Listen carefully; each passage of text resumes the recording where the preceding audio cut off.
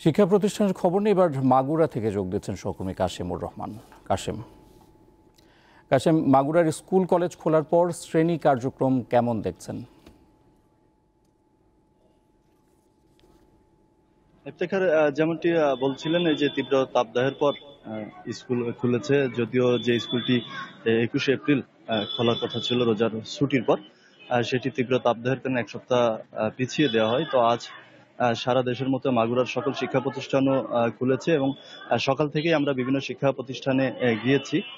তো সেই শিক্ষা প্রতিষ্ঠানগুলোতে যে দেখেছি যে দীর্ঘদিন পর বাচ্চারা স্কুলে এসেছে। প্রাথমিক বিদ্যালয়ের বাচ্চারা যারা স্কুলে এসেছে, মাধ্যমিক লেভেলে তারাও স্কুলে আসতে শুরু করেছে। তো দীর্ঘদিন পর তারা স্কুলে আসার পর তাদেরকে আসলে উচ্ছ্বাস প্রকাশ করতে দেখা গিয়েছে। আমরা কয়েকজন বাচ্চার সঙ্গে কথা বলেছি। তারা বলেছেন যে গরম আছে, কিন্তু বাচ্চারা আসলে অতটা গরম অনুভূত করে না। তারা দুরন্তপনা করতে পছন্দ করে, স্কুলে আসতে পছন্দ করে। তারা আমাদেরকে বলেছিল যে দীর্ঘ ছুটির পর স্কুলে আসতে পেরে তাদের অনেক ভালো লাগছে। অনেকদিন পর অন্তত তাদের সহপাঠীদের সঙ্গে দেখা হচ্ছে, গল্প করছে। আমরা অনেককেই দেখেছি যে এখানে দীর্ঘ সময় তারা গল্পে মেজেছেন এবং এই যে দুইটি শিফটে যে ক্লাস শুরু হয়েছে, যেটি সকাল ৮টা থেকে শুরু হয়ে ৯টা পর্যন্ত, ৯:৩০ পর্যন্ত চলছে প্রাথমিক বিদ্যালয়ের শিক্ষার্থীদের, এছাড়া প্রথম শ্রেণীদের, এছাড়া পরের শিফটে ১৫:১০টা থেকে যে ১১টা পর্যন্ত ক্লাস চলবে, সেটিও কিন্তু এখন চলমান রয়েছে। আমি এই মুহূর্তে আছি মাগুরা সরকারি প্রাথমিক মডেল স্কুলে।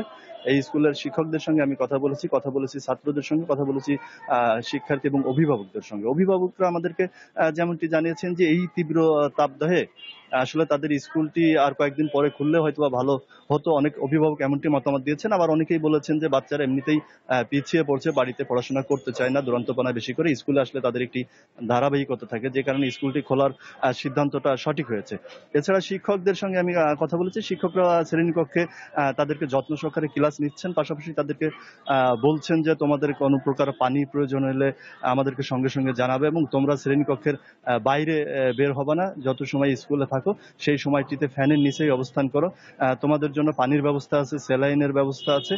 যখন যেটি প্রয়োজন হবে আমাদেরকে বললেই হবে। পাশাপাশি শ্রেণীর শিক্ষকরাও নিয়মিত শ্রেণীগুলোতে তদারকি করছেন, বাচ্চাদের কোনো কিছু প্রয়োজন আছে কিনা, কেউ অসুস্থ হচ্ছে কিনা সেই বিষয়টি তারা তদারকি করছেন। এখানে যে প্রধান শিক্ষক সৈয়দা দিলরুবা খাতুন, আমি তার সঙ্গে কথা বলেছি। তিনি আমাদেরকে জানিয়েছেন সরকারের এই সিদ্ধান্তটি যথার্থ ছিল। সকাল ৮টা থেকে যেহেতু ক্লাস শুরু হচ্ছে, সকালের এই সময়টিতে ওয়েদার সেইভাবে তাপমাত্রা বেশি থাকে না, যে কারণে সকাল থেকে যদি ক্লাসটি হয় তো দীর্ঘদিন পর বাচ্চারা আসলে তাদের যে ধারাবাহিকতা, পড়াশোনার যে ধারাবাহিকতা, সেই ধারাবাহিকতাটাই রক্ষা করতে পারবে। যে কারণে সরকারের এই যে সিদ্ধান্ত সকালবেলা স্কুল খুলে দেওয়ার জন্য, সেটিকে তারা সাধুবাদ জানিয়েছেন। পাশাপাশি তিনি জানিয়েছেন যে তার স্কুলে বাচ্চাদের পড়াশোনার জন্য ভালো পরিবেশ এবং ঠান্ডা রাখার জন্য পর্যাপ্ত ফ্যানগুলো তারা আগের থেকেই দেখে নিয়েছেন, সবগুলো ঠিক আছে কিনা, এবং বাচ্চাদের জন্য পানির ব্যবস্থা, যাবতীয় ব্যবস্থা করেছেন।